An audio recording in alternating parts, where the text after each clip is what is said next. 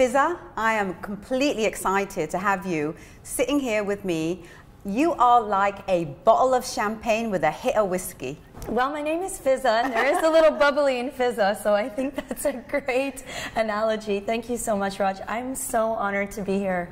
Like I said before, we're shooting. To be sitting here with you is surreal because I don't know if you know or not, you are a role model to South Asian women, and you're just so glamorous, and I'm sitting here with you, and it's just, wow. I'm honored. Thank you for having me. Oh, sweetheart, you are here because of you.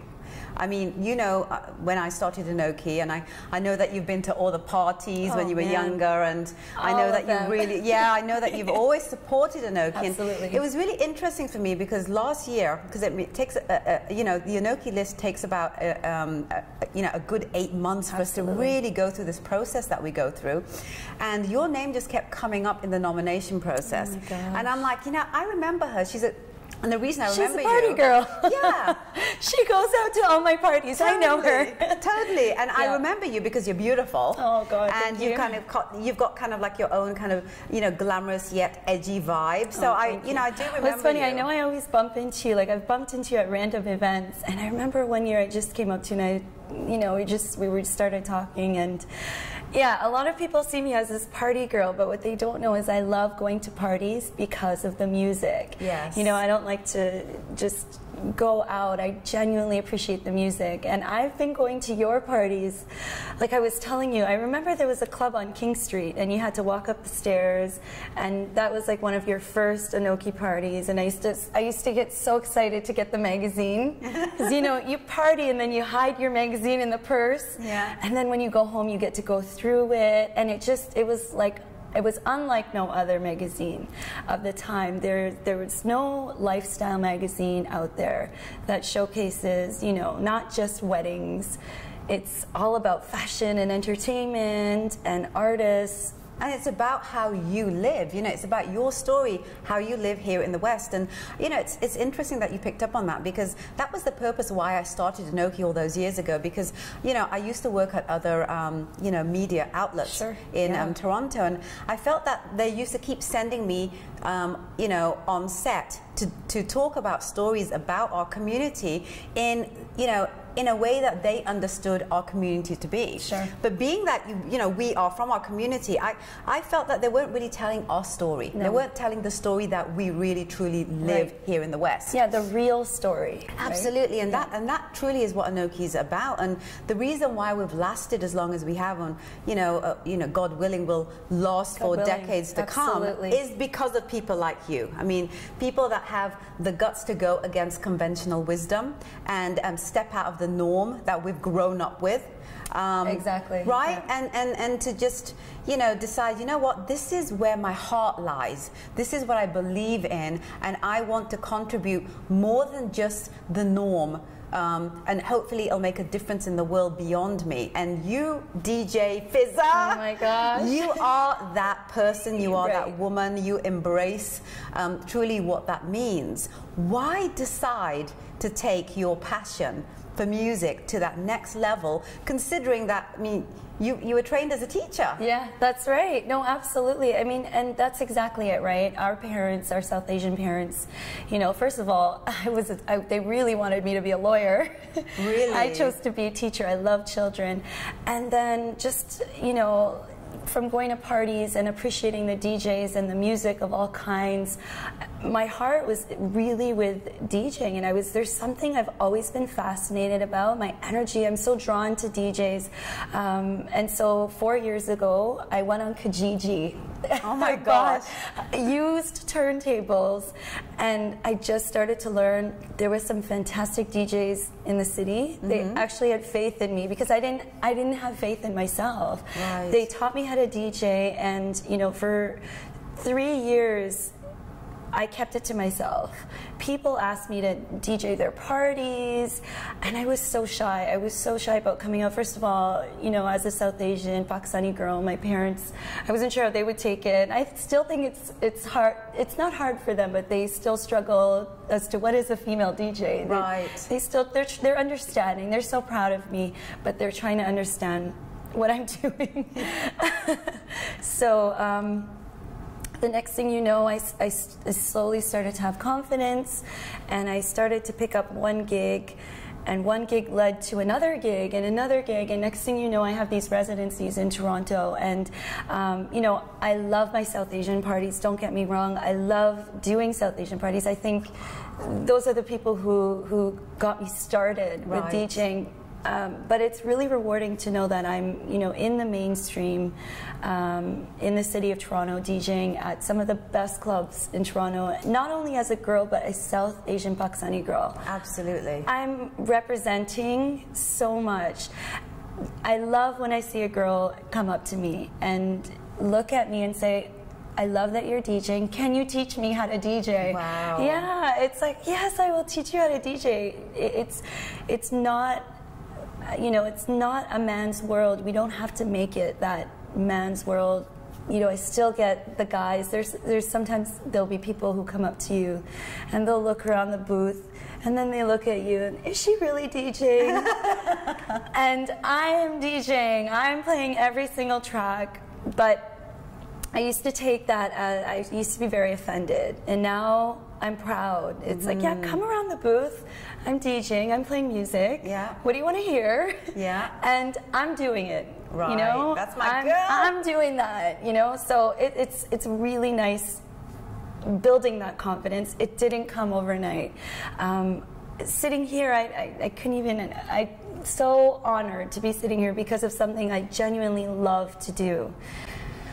And you know what, to be very honest, it's that genuineness, it's that authenticity in what you believe in that, you know, gives us the opportunity to keep shining as a brand, as a media that represents people like you. Right. You know, it's because you exist, we do. You know, and I always say this, it's become such a cliche statement for me, but it's the truth. I know. You know, I want to, you know, I'm so intrigued about, you know, you know, deciding to really take that leap of faith, and you know, being that, how you mentioned that you felt very insecure in DJing, and it took you like 3 years before you decided, you know, I'm going to go out there, right? And from there, you ended up getting these incredible residences. I'm so honored, and you know, in some of the hottest clubs in Toronto, girl. I mean, it's like everywhere I go in the city, I'm hearing your name. I'm honored. I know, it's great, and it's, again, it's all out of passion.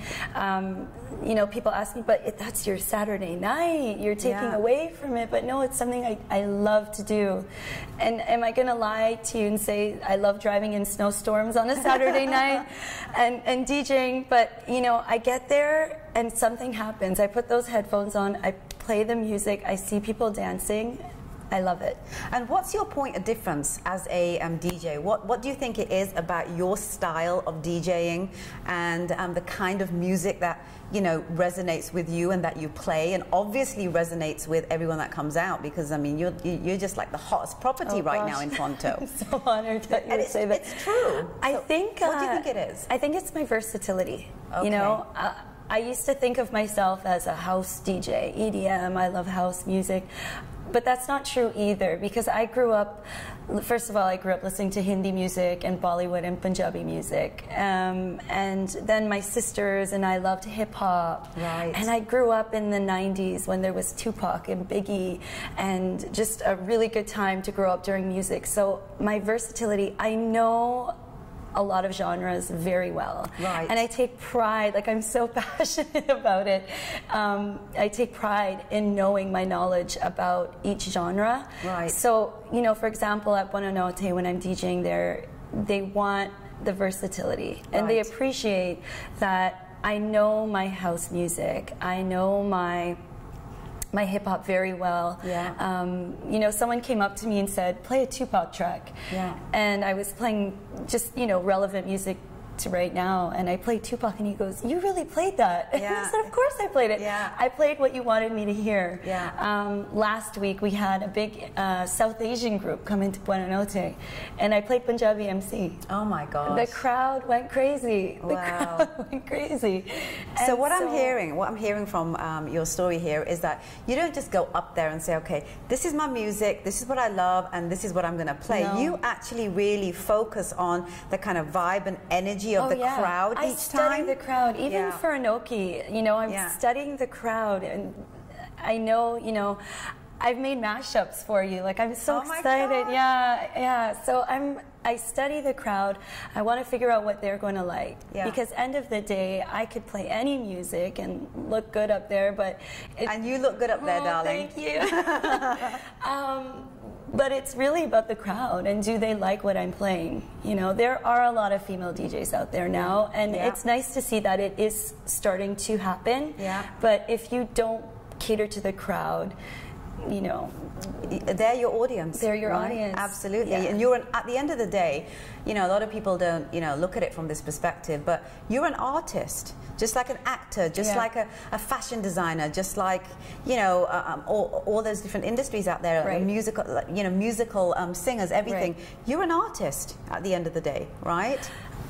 I'm starting to see that now. I'm starting to feel it. I'm starting to feel the part and genuinely feel like that. You know, sometimes I feel like I'm like I'm out there and it's like playing puppets, because you can make the crowd get a lot of energy, and then when the bouncer taps you on the shoulder and says you have to go home now, you have to make sure the puppets are ready to go home, and you know, they're calm and they're quiet. So absolutely.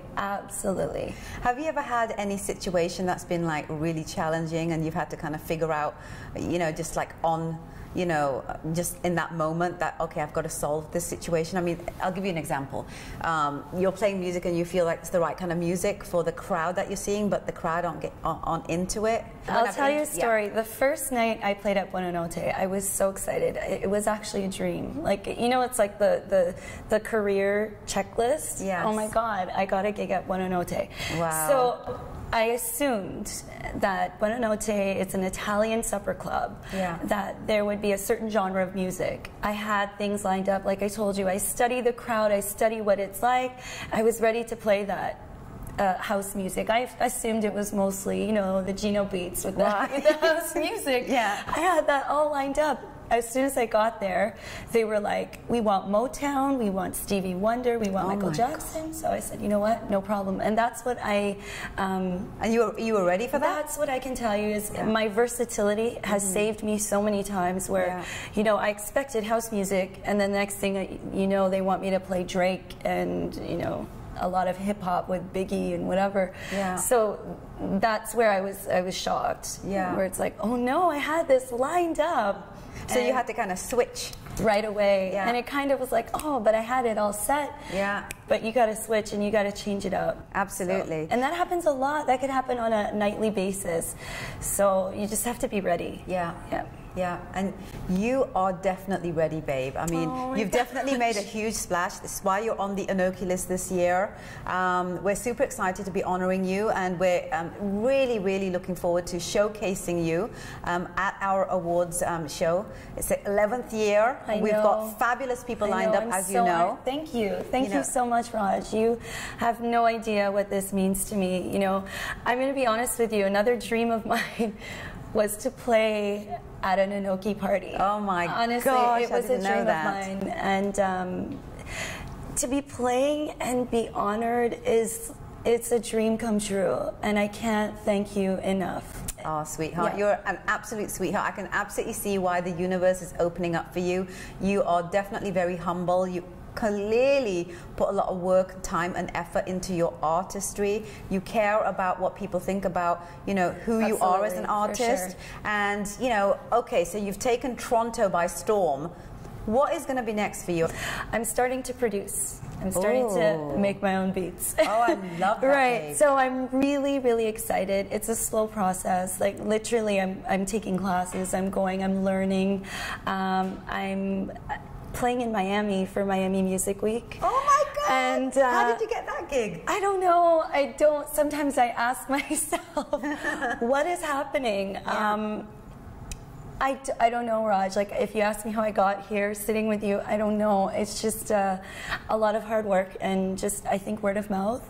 Again, another, you know, checklist criteria was playing for Miami Music Week. I go every year. I've been going for the last 6-7 years. Wow. And I'm playing with 2 really big DJs. Their names are Steve Lawler and Zed. Yeah. Oh my gosh. Yeah. That's huge, At babe. the Laundry, and we're doing a big fashion show there. Yeah. There's going to be a swimsuit fashion show, and those 2 fantastic DJs, and I'm playing with them. And you, 3 fantastic DJs. So I'm so excited. I'm so excited. Yeah. So what's next for you? Are you going to decide, other than the producing, are you going to decide to perhaps, you know, just really get out there from a global perspective? Absolutely, absolutely. So I've played all across Canada now. Yeah. I'm playing in Miami, so we'll see. You know, I'm just taking one thing at a time and trying to be humble and grateful for everything that I have.